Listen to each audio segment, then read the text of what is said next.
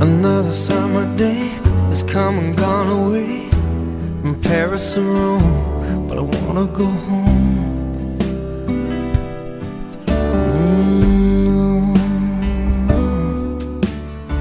Maybe surrounded by a million people, I still feel all alone. Just wanna go home. Oh, I miss you, you know. And I've been keeping all the letters that I wrote to you, each one a line or two. I'm fine, baby, how are you? Well, I would send them, but I know that it's just not enough. My words were cold and flat, and you deserve more than that. Another aeroplane, another sunny place. I'm lucky, I know, but I wanna go home. I got to go home. Let me go home.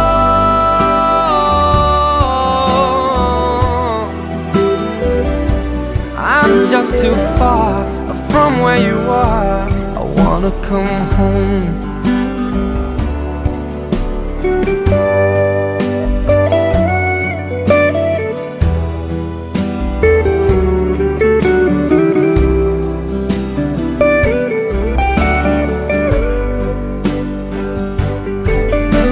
I feel just like I'm living someone else's life.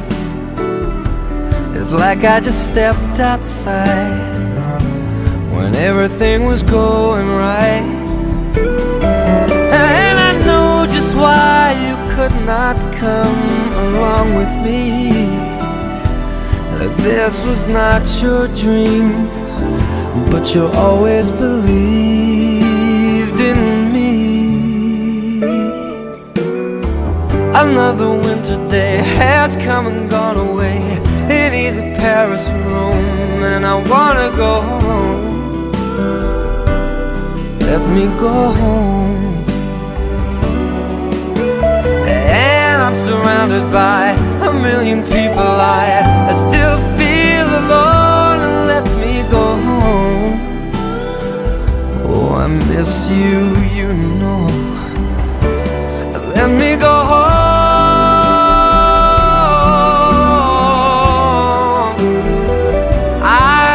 My run, baby, I'm done. I gotta go home. Let me go home.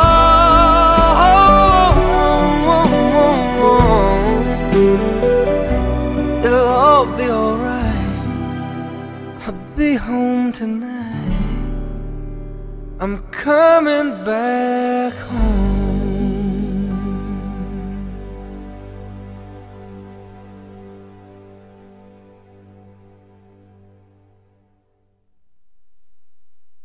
There's a new development in the case of a young BC woman missing from Las Vegas since 2006. Today, a search party began hunting through a stretch of the Nevada desert looking for any trace of Jessie Foster.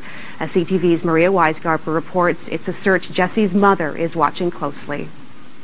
But I still don't believe Jessie's dead. I still believe Jessie's alive. Glendine Grant has never given up hope. We've got well over 125 newspaper articles about Jessie's case. She hasn't seen her daughter since Christmas 2005. Jessie had come home for a visit from Las Vegas, where she was living with 39-year-old Peter Todd. Her final phone call to family came in March 2006. I think that Jessie was taken away against her will. Grant believes her daughter is a victim of human trafficking, lured into the sex trade. The 21-year-old was arrested for prostitution while in Vegas. I think that they knew that she was getting ready to come back to Canada. In the Nevada desert north of where Foster was living, searchers hunt for clues in the sand, the result of a tip received last week pinpointing a specific location. This is the first search we're doing, and it will continue until we're convinced that there's nothing in this area, and then we'll move on to another area. I'm pretty confident that we're not going to find her anywhere in the Nevada desert. And if we can't find out where she is, then we can eliminate the places that she isn't.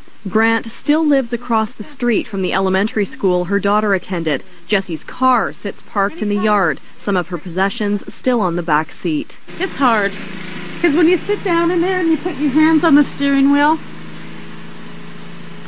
you know, that's exactly where her hands once were. A difficult memory, just one of many that still haunts Grant. Though she's holding on to hope, she is also prepared to let go. I believe Jessie's alive, so I don't believe that they're going to find her. But if they do, we'll at least have had part of her answers, and then the next step would be to get the justice that Jessie would deserve. Maria Weisgarber, CTV News. Pretty girl. Late this afternoon, Glendine Grant heard from the searchers. They say they found no evidence connected to Jessie Foster and that they'll search at a new location on another day.